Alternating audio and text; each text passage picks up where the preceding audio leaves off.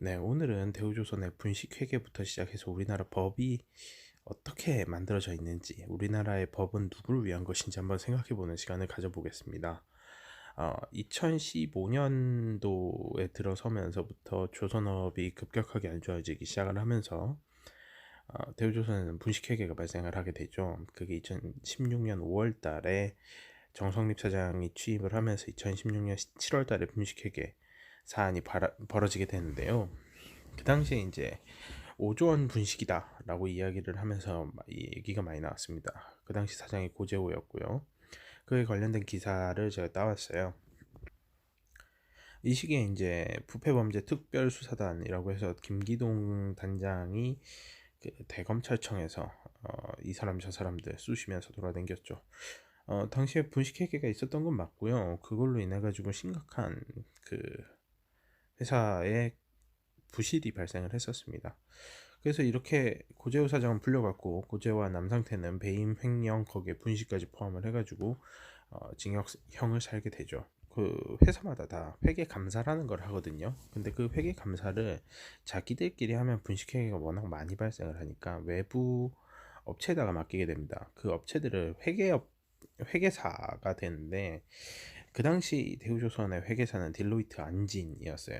이 안진 회계사들에 담당했던 사람이 두 사람이 있는데 뭐 이름까지는 제가 알 수가 없고요. 그 두 사람이 이 분식 회계에 관련을 해가지고 실형을 삽니다. 징역형으로 실형이 확정이 돼요.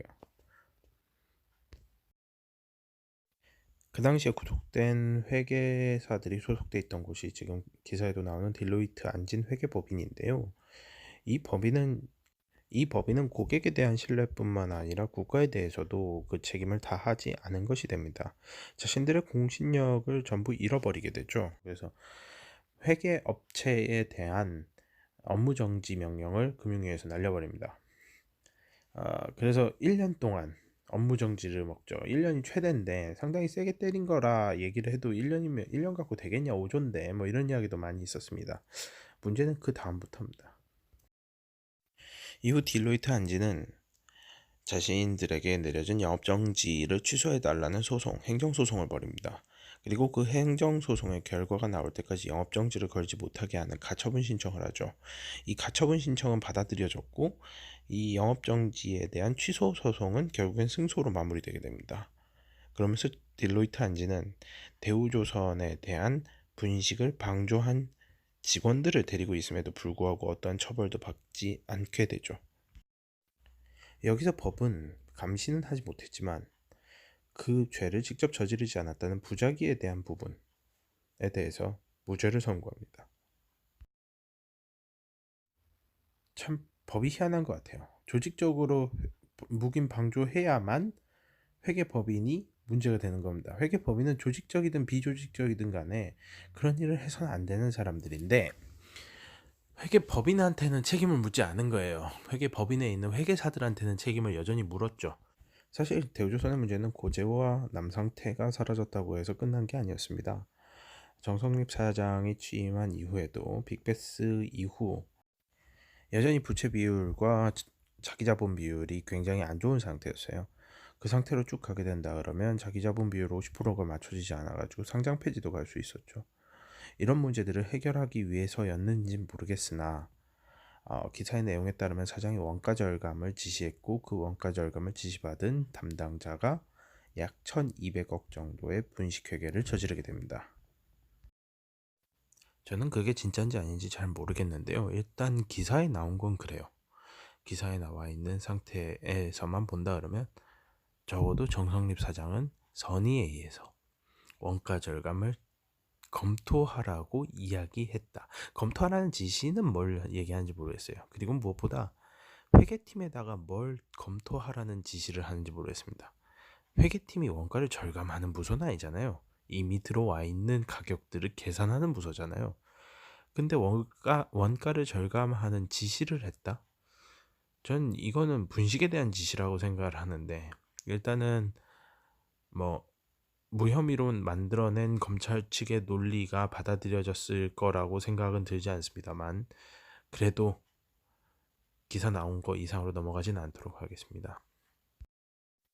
이렇게 가까스로 상장 폐지를 면하고 난 뒤 발생된 부실들을 정리하고자 이제 P플랜, 소위 말하는 P플랜이라는 거를 할 것이냐, 아니면은 채권단들의 출자 전환을 유도할 것이냐에 대한 문제에 대해서 사활을 걸고 움직이게 돼요. 결국 이때 상장 폐지가 됐다고 하면 출자 전환 자체가 안 됐을 테니까 사실 큰 문제가 있었던 거였죠.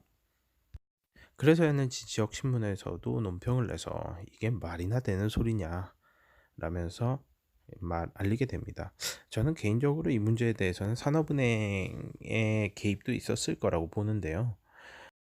당시 상장 폐지로 인해 법정 관리로 바로 넘어가게 됐다라고 했으면 가장 큰 손해를 보는 거는 대주주인 산업은행이었습니다. 거의 2조 가까운 돈을 손해를 보게 되는데요.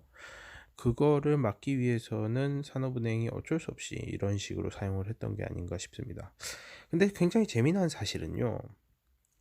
이 사건이 발생하고 난 다음에 아무도 처벌을 받지 않았어요. 적어도 제가 아는 한.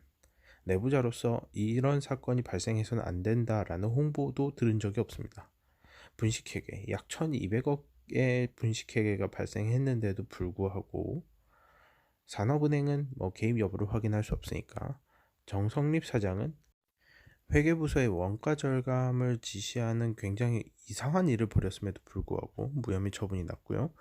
그리고 회계부서에서 어떤 사람이 분식회계를 했다는 이유로 잡혀가거나 혹은 처벌을 받은 혹은 회사를 퇴사하거나 들어본 기억이 없습니다. 마피아 보스가 사람을 죽이라고 시키진 않았지만 저 사람 좀 치우라고 얘기를 했다 라는 듣고 행동대장이 가서 그 사람을 죽여서 어딘가 묻었다라고 하면 살인이 발생을 한 거죠. 그렇게 살인을 발생을 시켰을 때 경찰이 와서 마피아 보스를 조사를 하고 난 다음에 마피아 보스가 아니야, 나는 죽이라고 하지 않았어, 그냥 치우라 그랬지 라고 얘기를 했다, 이런 상황입니다. 그래서 경찰이 그렇구나, 너는 무죄구나 라고 이야기를 하고 난 다음에 죽인 사람은 안 찾아요. 시체는 있는데 살인자는 없는 사건입니다. 그런 사건을 뭐라고 한다? 술은 마셨지만 음주운전을 하지 않았다는 것과 같은 논리다. 사실 제가 가장 걱정되는 건 이런 식으로 해서 다음에도 분식이 발생하지 않으라는 법이 있을까요? 앞으로도 똑같은 일들이 벌어질까봐 그게 가장 걱정입니다. 지금 우리나라는 어떤 문제들을 안고 살고 있는지 한번 볼까요? 채용을 요구한 친박저장 최경환은 무죄인데 그 채용을 받아준 이 사장은 징역을 사는 희한한 상황이 발생을 했습니다. 직권남용은 아닌데 부정청탁은 받았다는 내용입니다. 도대체 이게 무슨 놈의 법인지 모르겠습니다. 중국사를 보면요, 이제 제자발가 시절에 한비자라는 사람이 나와서 이런 법에 대해서 설명을 하게 됩니다. 그때 이런 시선들을 많이 보여줘요. 법은 어디까지나 통치의 수단이며 권력자가 스스로를 방어하기 위한 방법이다. 그걸 보고 참 느끼는 바가 많았습니다. 어떻게 보면 저게 진실에 더 가까울 수도 있겠구나라는 생각을 했었어요. 그리고 이런 뉴스들을 볼 때마다 더더욱 느껴집니다. 그리고 우리나라가 상당히 오랫동안 유교 국가였지 않습니까? 그 유교 국가에서 그 유교 국가 중에 하나였던 중국 고대에 이런 이야기가 있었어요. 형벌은 대부에 미치지 않는다. 대부, 그러니까 권력자죠. 어떤 벌은 권력자한테 미치지 않습니다. 아무리 그 권력자들한테 빌붙어도, 그리고 그 권력자들과 함께 더러워지더라도 더러운 사람은 그 권력자가 아닌 그 권력자의 하인이지 권력자는 더러워지지 않습니다. 그게 유교의 법이며 법가의 법입니다.